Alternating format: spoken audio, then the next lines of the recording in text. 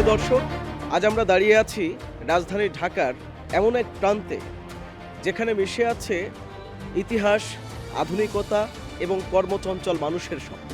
বলছিলাম ঢাকা 15 আসনের কথা। মিরপুর এবং কাফরুল থানার একাংশ নিয়ে গঠিত এই এলাকাটি শুধুমাত্র ভৌগোলিক মানচিত্রই নয়, বরং এটি ঢাকার অন্যতম প্রাণকেন্দ্র। এখানে ভোটার সংখ্যা 3,51,700। সবাই তো বলে যে হ্যাঁ প্রতিশ্রুতি দিয়ে রাখবে, কেউই তো রাখে না। তো যেহেতু ওনারা নতুন আসছে, দেখা যাবে, আসার পরে দেখা যাবে ওনারা কি প্রতিশ্রুতি রাখে। মেয়েরা নিরাপদ না, আবার হচ্ছে ছেলেরাও নিরাপদ না, কজ ছিনতাই হচ্ছে, চুরি হচ্ছে। সো আমি চাচ্ছি যে এরকম একটা সরকার আসুক যে এই জিনিসগুলোকে অ্যাটলিস্ট একটা আইনের আওতায় আনবে। রাজনৈতিক নিবন্ধন দলগুলি এদের মধ্যে সুসম্পর্ক, মারামারি পারাপারি বহুত হচ্ছে, আমরা চাই না এটা। প্রার্থীরা তো সবসময় বলে ভালো কিছু করবে, আমিও আশা করি তারা ভালো কিছু করবে।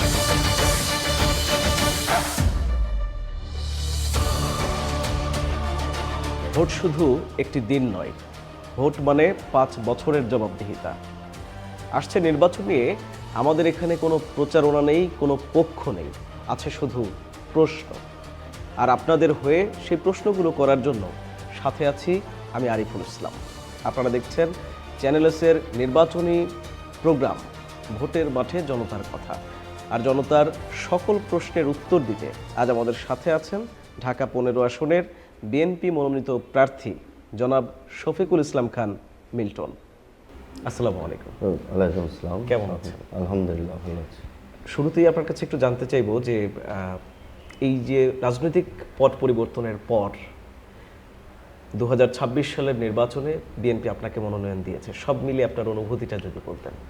দেখেন, দীর্ঘ 41 বছর অধিক সময় ধরে আমি বাংলাদেশ জাতীয়তাবাদী দলের একজন কর্মী হিসেবে প্রয়াত আমাদের দেশনেত্রী বেগম খালেদা জিয়া এবং আমার নেতা জনাব তারেক রহমানের আদেশ নির্দেশ এবং সকল দলের সিদ্ধান্ত মোতাবেক আমি রাজপথে ছিলাম। আমাদের কর্মীদেরকে সাথে নিয়ে ফ্যাসিবিটি আন্দোলনে সক্রিয়ভাবে অংশগ্রহণ করেছি।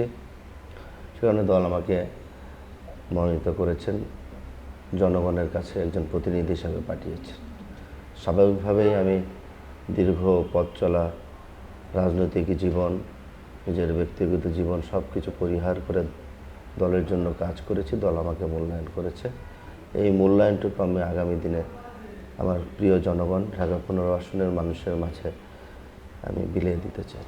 অনেক দিন যাবতই তো গণসংযোগ করছেন এবং ঢাকা 15 আসনের ভোটারদের সঙ্গেও দেখা হচ্ছে, কথা হচ্ছে, সব মিলিয়ে কেমন সাড়া পাচ্ছেন তাদের থেকে? আলহামদুলিল্লাহ, ঢাকা 15 আসন বিএনপির অনেক আগের থেকেই বিএনপির ঘাঁটি হিসাবে পরিচিত। কাফরুল এবং মিরপুরের একটি ওয়ার্ড, 13 নম্বর ওয়ার্ড নিয়ে ঢাকা 15 আসন। এই আসনে রয়েছে 4টি ওয়ার্ড, 4, 14, 16 এবং 13 নম্বর ওয়ার্ড।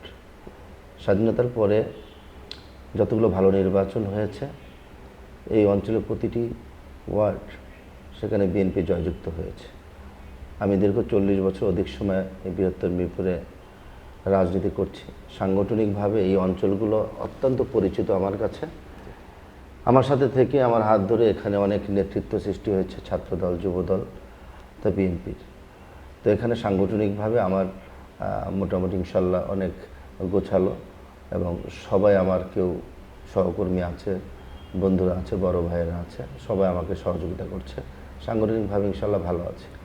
17 বছর তো আওয়ামী লীগ ক্ষমতায় ছিল, তো সেক্ষেত্রে হচ্ছে যে দলীয়ভাবে কি এই এলাকায় একটা বিএনপির যে নেতাকর্মীরা আছেন তারা কি বিচ্ছিন্ন হয়ে পড়েছিলেন কিনা, বা সেই জায়গা থেকে দলীয়ভাবে কতটা চ্যালেঞ্জ নিতে হচ্ছে বা হয়েছে? তো কিছুটা তো চ্যালেঞ্জ ছিলই আগে, তো আলহামদুলিল্লাহ এখন আর আমি কোনো চ্যালেঞ্জ মনে করছি না। অনেকগুলো বছর পরে একটা আশা করছি এটা ভালো ইনক্লুসিভ একটা বিশ্বাসযোগ্য নির্বাচন বাংলাদেশে হবে। তো অতীতের যারা ভোট দিতে পারেনি, এবার অন্ততপক্ষে একটা ভালো অংশগ্রহণমূলক নির্বাচনে সকল ভোটাররা অংশগ্রহণ করবে। এবং আমি যখন প্রচারণায় যাই, প্রতিনিয়ত মানুষের সাথে একটু কথা বলার চেষ্টা করি, তাদের অনেক আগ্রহ আছে এবার ভালো ভোটটা দেওয়ার জন্য। ঢাকা 15 আসন মোটামুটিভাবে একটা আলোচিত আসন ধরা হয় যে হেভিওয়েট প্রার্থীদের আসন। যেমন আপনি আছেন, তেমনি এখানে আপনার প্রতিদ্বন্দ্বী আছে, শক্ত প্রতিদ্বন্দ্বী বলা চলে, জামায়াত ইসলামের আমির ডাক্তার শফিকুর রহমান। এই বিষয়টাকে কিভাবে দেখছেন বা কতটা চাপ অনুভূত করছেন? দেখেন, আমি মোটেও চাপ অনুভব করছি না, নাম্বার ওয়ান। নাম্বার টু, আপনি যার কথা বললেন, উনি যখন 2018 সালে ধানের শীষের প্রতীক নিয়ে নির্বাচন করেছিলেন এই ঢাকা 15 আসন থেকে, জি, তখন আমি মহানগরের যুবদলের সাধারণ সম্পাদকের দায়িত্ব পালন করছিলাম। এই অঞ্চলের সকল সাংগঠনিক কমিটি কিংবা সাংগঠনিক যত কর্মকাণ্ড সব আমি করেছি। ওই সময় আমি এখানে সমন্বয়কের দায়িত্ব নিয়েও ধানের শীষের পক্ষে এবং ওনার ডক্টর শফিকুর রহমান সাহেবের পক্ষে কিন্তু নির্বাচন পরিচালনার কাজ আমিও করেছি এখানে। ওই সময় আমার ওই সব নির্বাচনটা ছিল অত্যন্ত প্রশ্নবিদ্ধ। তারপরেও যেহেতু ধানের শীষের প্রতীক নিয়ে আমাদের সাথে একটা অ্যালায়েন্স ছিল, আমার দায়িত্ববোধ থেকে আমাদের নেতাকর্মীরা যতটুকু সম্ভব ওনাকে নির্বাচনের মাঠে নামানো এবং আমাদের দলীয় কর্মীদেরকে সক্রিয় করে ওনার পক্ষে কাজ আমরা করিয়েছি। সেই সময় ওনার দলের পক্ষের অনেক লোককেও আমরা খুঁজে পাইনি। হয়তোবা আপনারা জানেন তাদের রাজনীতি স্টাডিটা কি, গুপ্তভাবে করে, তখনও গুপ্ত ছিল, এখনও কিন্তু সেই গুপ্তভাবেই আছে। আমরা প্রকাশ্যে তাদেরকে খুব একটা বেশি দেখতে পেয়েছি বলে আমি যেমনিভাবে দেখিনি, আপনারা সাংবাদিক বন্ধুরা কি দেখেছেন আমি জানি না। তো সেই কারণে আমি প্রতিটা নির্বাচনেই, নির্বাচন মানেই চ্যালেঞ্জ এক জিনিস, নির্বাচন করাটা এক জিনিস, আর চাপ অনুভব করাটা হলো আরেক জিনিস। তা আমি চাপটা মোটে অনুভব করছি না, কারণ এখানে উনি ধানের শীষ নিয়ে নির্বাচন করেছিলেন। আমি এখন 2026 সালে পট পরিবর্তনের পরে আমি নিজেই ধানের শীষ নিয়ে নির্বাচন করছি, উনি করবেন ওনার দলীয় প্রতীক নিয়ে। সেই কারণে আমি এই বিষয়টা খুব একটা চাপ অনুভব করছি না। উনি একটা দলের প্রধান, স্বাভাবিকভাবে কিছুটা বেনিফিট উনি নিতে চাইবেন, এটাই স্বাভাবিক। দলের নেতা কর্মীরা তার প্রতি ঝাঁপিয়ে পড়বে তাকে জয়যুক্ত করার জন্য। এটাকে মাথায় রেখেই আমি এবং আমার নির্বাচনী আসনের সাংগঠনিক নেতৃবৃন্দ যারা আছেন, এর বাইরেও বিপুল পরিমাণ সাধারণ মানুষ এবং স্থানীয় শক্তিশালী নেতৃবৃন্দ আমার পক্ষে কাজ করছেন। আমরা সবাই জানি যে ঢাকা 15 আসন জলাবদ্ধতা, যানজট, মাদকও বলা যায়, কিশোর গ্যাং, সব মিলিয়ে এই যে সমস্যাগুলো আছে, এই সমস্যাগুলো সমাধান করার জন্য একজন সংসদ সদস্যের জায়গা থেকে কতটা কার্যকরী ভূমিকা রাখা যেতে পারে? দেখেন, আমি একটু আগে বলেছি, আমি কিন্তু ইতিমধ্যেই আমাদের প্রতিটি ওয়ার্ডের বিভিন্ন ইউনিট পর্যায়ে, প্রান্তিক পর্যায়ে যাওয়ার চেষ্টা করেছি। আমি গতানুগতিক উঠান বৈঠকের নাম দিয়ে শুধু আমার নেতৃবৃন্দ এবং আমি বক্তৃতা দিয়ে আসিনি। আমি এবার উঠান বৈঠকগুলো এভাবে করেছি, আমার প্রিয় এলাকাবাসীর সমস্যা আর কথা বলে আমাকে প্রশ্ন করবে, আমি তার উত্তর দেওয়ার চেষ্টা করব। ভিন্ন আঙ্গিকে এই উঠান বৈঠকগুলো করতে গিয়ে আমি যেহেতু দীর্ঘদিন এখানে থাকি, মোটামুটি কোথায় কি সমস্যা আমার মাথায় কিছুটা থাকলেও সশরীরে গিয়ে আমি দেখেছি। যেমন 4 নম্বর ওয়ার্ড, আমি যেখানে বসে আছি, 4 নম্বর ওয়ার্ডের এই 15 আসনের মধ্যে তাদের রাস্তাঘাটগুলো মোটামুটি ঠিক আছে, চলনসই, এই ব্যাপারে তেমন কারো কোনো কমপ্লেন নেই। কিন্তু 4 নম্বরের সবচেয়ে বড় যে সমস্যা, পূর্ব 22 টিকি, পশ্চিম 22 টিকি, ওদিকে কিছুটা বৃষ্টি হলে, ভারী বর্ষণ হলে সেখানে ব্যাপক জলাবদ্ধতা হয়ে যায়। আমি নিজে দলবল ছাড়া আমি নিজে সেখানে গিয়েছি বৃষ্টির সময়, একা আমি হেঁটেছি, আমি ওনাদের সাথে কথা বলেছি। অর্থাৎ এই জলাবদ্ধতা কেন হয়? পানি পাস করার কোনো জায়গা নেই, সোয়ারেজের ব্যবস্থাটা ভয়াবহ খারাপ। আমি তাদেরকে আশ্বস্ত করেছি অগ্রাধিকার ভিত্তিতে এই কাজগুলো আমি করব। 16 নম্বর ওয়ার্ড, সেখানে সবচেয়ে বড় সমস্যা, সেখানে জলাবদ্ধতা একটু কম অন্য জায়গার তুলনায়, পানি, গ্যাস, রাস্তাঘাট নিয়ে মানুষের তেমন কোনো প্রশ্ন নাই যে বাবা রাস্তাঘাট গতানুগতি বা কোনো না কোনোভাবে হবে। বাট আমরা যদি আমাদের পরিবার যদি রান্না বান্না করতে না পারে, খাওয়া দাওয়া ঠিকভাবে না করতে, এটা বড় সমস্যা। এই সমস্যাগুলো ঢাকা 15 আসনের প্রতিটি অঞ্চলে আছে, গ্যাস এবং পানি। এর পাশাপাশি এলাকার যুব সমাজ এবং ছাত্র সমাজরা আমার কাছে কিছুটা আবেদন করেছে। সেটা হলো এই অঞ্চলে একটা আমাদের সন্তানদের জন্য শরীরচর্চা বলেন, খেলাধুলার অংশ হিসাবে একটা মাঠ নেই, এই অঞ্চলে কোথাও নেই। তা আমি তাদেরকে আশ্বস্ত করেছি, ইনশাল্লাহ আমি যদি নির্বাচিত হই, অগ্রাধিকার ভিত্তিতে দ্রুততম সময়ের মধ্যে আমি একটা খেলার মাঠ, সেটা আকারে কতটুকু হবে সেটা আমি জানি না, বাট আমি খেলার মাঠ আমি উপহার দেওয়ার চেষ্টা করব। এবং কিছু মুরব্বীরা আমার কাছে আবেদন করেছে, বাবা আমাদের বয়স হয়ে গেছে, ডায়াবেটিস আছে, হাঁটার কোনো ওয়ে নেই, জায়গা নেই। নাম্বার 2, কেউ মারা গেলে তারা দাফন কাপড় করার মধ্যে একটা কবরস্থান নেই। আমি তাদেরকে আশ্বস্ত করেছি, আমি একটা কবরস্থান যেভাবে হোক আমি তাদেরকে করে দেওয়ার চেষ্টা করব, যেটা আমার পরিবারের জন্য। তরুণদের নিয়ে আরও একটা ব্যাপার একটু জানতে চাচ্ছিলাম, সেটা হচ্ছে যে বর্তমানে বাংলাদেশ সহ সব জায়গায় বেকারত্বের হারটা অনেক বেশি। আপনার আসনের যারা হচ্ছে যে বেকার আছে, শিক্ষিত বেকার যুবক আছে, এদের জন্য আপনার কি ধরনের ব্যবস্থা থাকবে? এই ব্যাপারে কিন্তু আমাদের দলের পক্ষ থেকে ইতিমধ্যে 31 দফার মধ্যে সেটা উল্লেখ করা আছে। জ্ঞানভিত্তিক, মেধাভিত্তিক শিক্ষা ব্যবস্থা চালু করা, শিক্ষার পরে গিয়ে সবাই একটা স্বাভাবিকভাবে ভালো চাকরি করবে, এটাই স্বাভাবিক। কিন্তু গত বছরগুলো যেভাবে অনিয়ম হয়েছে, আমরা এই অনিয়ম থেকে বের হয়ে যে জ্ঞানভিত্তিক শিক্ষা ব্যবস্থা, সেই ব্যবস্থাটাকে চালু করলেই আমরা তাদের শিক্ষার শেষে যে চাকরির জন্য কিংবা কোনো জবের জন্য তারা অ্যাপ্লাই করে, দেখা যায় অ্যাপ্লাই করার পর তারা ইন্টারভিউতে টিকে যায়, বাট তাকে আর চাকরিতে নেওয়া হয় না।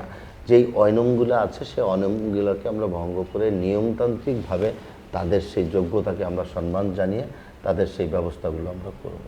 আচ্ছা, যদি আপনি নির্বাচিত হওয়ার পরে আপনি বা আপনার দলের বিরুদ্ধে যদি কোনো অভিযোগ থাকে, সেই ক্ষেত্রে ব্যবস্থাটা আসলে কি হতে পারে? দেখেন, জনাব তারেক রহমান বিএনপির বর্তমান চেয়ারম্যান, উনি 17 বছর 3 মাস পরে গত 25শে ডিসেম্বর তার প্রিয় মাতৃভূমিতে উনি স্বদেশ প্রত্যাবর্তন করেছেন। উনি বারবার কিন্তু একই কথা বলছেন যে বাংলাদেশে পরিবর্তন হয়েছে, সেই পরিবর্তনের বাইরে বাংলাদেশ জাতীয়তাবাদী দলের কোনো কর্মীও নয়, পরিবর্তনের সাথে আমরাও আছি। বাংলাদেশে তখনই পূর্ণ গণতন্ত্র হবে আমি যদি অনিয়ম করি, সেই অনিয়মের জায়গায় আমার জবাবদিহি থাকে, তখনই আমরা মনে করবো একটা গণতান্ত্রিক কায়দায় বাংলাদেশের রাষ্ট্র কাঠামোটা তৈরি হচ্ছে। আমরা নিজেরাও চাই যখন এই জবাবদিহির জায়গায় আমি থাকব, আমি এবং আমার দলের অন্যান্য সদস্যবৃন্দরা, তখন স্বাভাবিকভাবেই আমি কোনো অন্যায় কাজ করতে আগ্রহ প্রকাশ করব না। এই জবাবদিহিতাটা আপনি কিভাবে নিশ্চিত করবেন? কেন, আমার যদি কোনো ভুল হয়ে থাকে, আমার যদি কোনো ভুল কাজ করার সাথে আমি সম্পৃক্ত থাকি, জনগণ আমাকে সেখানে সেই ওয়েটা আসলে কি, জনগণ আপনাকে কিভাবে এই জবাবদিহিতা? যেমনিভাবে অত্র এলাকায় আমি আমার প্রচারণার শুরু থেকেই আমি আমার একটা দেওয়া লিফলেটে সেখানে একটা হটলাইন দেওয়া আছে নাম্বার, সেই হটলাইনের নামটা হলো হ্যালো ঢাকা 15। আমার ঢাকা 15 আসনের সাথে আমি মিলে হ্যালো ঢাকা 15। প্রতিনিয়তই যে আমার অফিসে 2 জন লোক আমি নিয়োগ দিয়েছি ফোন রিসিভ করার জন্য। প্রতিনিয়ত তারা বিভিন্ন সমস্যার কথা বলছেন, পাশাপাশি কিছু শুভাকাঙ্ক্ষী ভাইয়েরা, কিছু মুরব্বীরা আমাকে সেখানে পরামর্শ দিচ্ছেন। যেমন শেওড়াপাড়া থেকে, তারপরে আমাদের 60 ফিট থেকে, পীরের বাগ, পশ্চিম কাফরুল, অনেকে আমাকে পরামর্শ দিয়েছেন যে বাবা তুমি এটা তোমার স্টাডি ঠিক আছে, বাট আমার মনে হয় তোমার এটা করলে ভালো হয়। এটাও তো একটা জবাবদিহির জায়গায় মনে করি। আমি তখন তাদেরকে বলি যে ভাই কিংবা আঙ্কেল, আপনাকে ধন্যবাদ, আর আমারও যদি কোনো ভুল ভ্রান্তি কোনো হয়ে থাকে আপনারা আমাকে একটু, বাবা তোমার ভুল হয়নি, বাট তোমাকে সচেতন করার জন্য আমরা এই পরামর্শগুলো দিচ্ছি। এটাও তো একটা জবাবদিহির জায়গায় কিনা। আমি এই হটলাইনটাকে আমি সব সময় নির্বাচিত হওয়ার পরেও আরও বড় পরিসরে করার চেষ্টা করব। এই বিষয়গুলো আমি জনগণকে বলেছি অলরেডি, যে আমাকে আপনারা কিভাবে পাবেন। আমার অফিস থাকবে, হয়তো বা অফিসের বাইরে আমার কাজ থাকতে পারে, এই নাম্বারে যোগাযোগ করলে আমার নিয়োগপ্রাপ্ত লোকরা সেটাকে নোট করে রাখবে এবং আমি অফিসে এসে সেটা আবার ব্যাক করে আপনাদের সাথে আমি কথা বলি। সাধারণ মানুষের একটা ধারণা বলেন বা একটা মনের কথা বলেন, এটা অনেক দিন থেকেই প্রচলিত বলেন যে ভোটের আগে তো নেতাদের সকালে বিকালে দুপুরে সবসময় দেখা যায়, কিন্তু ভোটের পরে আর খুঁজে পাওয়া যায় না। এই জায়গাটাতে আপনি কিভাবে নিশ্চিত করবেন বা কিভাবে আশ্বস্ত করতে চান আপনার আসনের ভোটারদের? দেখেন, একটু আগে আপনি নিজেই বলেছেন ভোটের আগে বা পরে আপনার কি জবাবদিহির জায়গায় থাকবেন কি না। বাংলাদেশে গত 20 বছর কোনো ভালো ভোটই হয়নি, মানুষের কাছে ভোট চাওয়ার দরকারও হয়নি। জনগণের ভোট ছাড়াই নির্বাচিত হয়েছে। সেই কারণে এই প্র্যাকটিসগুলো হয়ে গেছে যে ভোটের চাওয়ার আগে বা পরে জনগণকে বৃদ্ধাঙ্গুলি দেখিয়ে, জনগণকে সম্মান না দেখিয়ে যে যার মতো কাজ করেছে। অনেক বছর পর একটা ভোট হচ্ছে, সেই ভোট জনগণ তাদের ভোটাধিকার প্রয়োগ করে যখন তার পছন্দের প্রার্থীকে নির্বাচিত করবে, জনগণের কাছে কিছু হলেও দায়বদ্ধতা থাকে। আমি যেহেতু বড় কোনো শিল্পপতিও নই, বড় কোনো ব্যবসায়ীও নই, আমি সারাটা জীবন আমার জীবনের সময়গুলো খরচ করেছি আমি এই জায়গায়। তা আমার শুরু থেকেই ইচ্ছা আছে জনসেবায় নিজেকে নিয়োজিত রাখার জন্য। তো ভোটের আগে এরকম প্রশ্ন আমি সরজমিনে গিয়ে আমাকেও করা হয়েছিল যে এখন আসছেন, পরে কি আপনাকে পাওয়া যাবে কি না। তা আমি তাদেরকে প্রশ্ন করেছি, আমাকে যে আপনারা পাবেন না, আপনাদের মনে কি মনে হয় আপনার? কারণ আমার তো মনে হয় আপনাকে পাওয়া যাবে, কারণ আপনি আমাদের মিরপুরের সন্তান, আপনাকে আমরা সবাই চিনি। তো এই ভোটের আগে সবাই আসে, তো এই জন্য প্রশ্নটা করলাম। আমি তাদেরকে আশ্বস্ত করেছি যে আমি যেহেতু এলাকার সন্তান, এলাকার বড় হয়েছে এখানে, আমাকে যদি আপনারা কাছে না পান, কাকে কাছে পাবেন? হ্যাঁ, আমি আপনাদের কাছে অঙ্গীকারবদ্ধ। আমি এমনিভাবেই হয়তোবা ভোটের আগে একটু বেশি পাচ্ছেন, ভোটের পরে হয়তোবা আমার অফিসিয়াল কাজ থাকবে, আপনারা নির্বাচিত করলে আপনাদের কথাগুলো নিয়ে পার্লামেন্টে উত্থাপন করব। সেই পার্লামেন্ট উত্থাপনের পরে সেগুলো যদি পাশ হয়, সেটা নিয়ে মন্ত্রণালয়ে দৌড়াদৌড়ি করে কাজগুলো তো আমাকে করতে হবে। সেই ফাঁকে ফাঁকে অন্ততপক্ষে প্রতি সপ্তাহে আমি তো আর প্রতিটা ওয়ার্ডে যেতে পারবো না, মাসে একবার হলেও আমি প্রতিটি ওয়ার্ডে নিজে একবার একদিন কয়েক ঘন্টার জন্য বা সারাদিন ব্যাপী আমি একটা সময় নির্ধারণ করে দিব। সেই সময় গিয়ে আমি প্রতিটি ওয়ার্ডে আমার প্রিয় এলাকাবাসীর সাথে আমি সাক্ষাৎ করব, সৌজন্যমূলক কথা বলব, মতবিনিময় সভা করব। এবং মসজিদ মাদ্রাসার বিষয় দেখেন, ভোটের আগে সবাই মসজিদে যায় নামাজ পড়ে। তা আমি এই বিষয়টাকে একটা রুটিন মাফিক, আমি আমার নির্বাচনী আসনে রুটিন মাফিক নামাজগুলো মসজিদে গিয়ে আদায় করার চেষ্টা করব বলে আমি সবাইকে বলেছি। তাতে করে আমার সাথে সবার সাথে একটা নির্বাচনের আগের মতো একটা যে গণসংযোগগুলো জনসংযোগের মধ্যে থাকে, সেটাকে অব্যাহত থাকবে। আপনাকে অসংখ্য ধন্যবাদ। আমরা একেবারে এই প্রোগ্রামের শেষ পর্যায়ে চলে এসেছি। ঢাকা 15 আসনের আপনার যে ভোটাররা আছেন, যে সাধারণ জনগণ আছেন, ওনাদের উদ্দেশ্যে যদি আপনার শেষ কিছু বলার থাকে। ধন্যবাদ। আগামী ত্রয়োদশ জাতীয় সংসদ নির্বাচনে ঢাকা 15 আসনের প্রতিটি ভোটার এবং আমার প্রিয় জনগণের কাছে আমার একটা আবেদন থাকবে, দীর্ঘদিন বাংলাদেশের মানুষ সহ আপনারাও স্বাভাবিকভাবে ভোট দেওয়ার থেকে বঞ্চিত ছিলেন। অনেক বছর পরে বাংলাদেশে একটা পরিবর্তন এসেছে।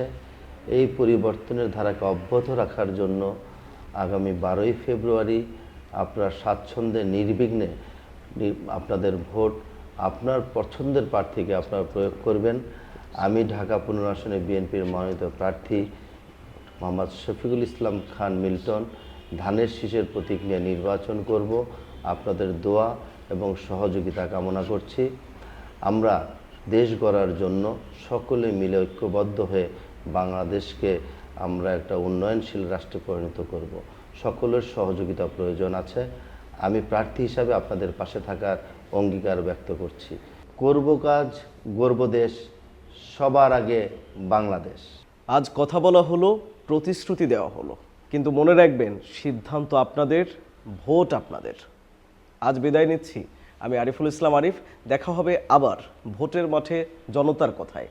আপনাদের প্রশ্নগুলো তুলে ধরব অন্য কোনো আসনের সংসদ সদস্য প্রার্থীর কাছে। ভালো থাকুন, সুস্থ থাকুন, আর চ্যানেল এসের সাথেই থাকুন।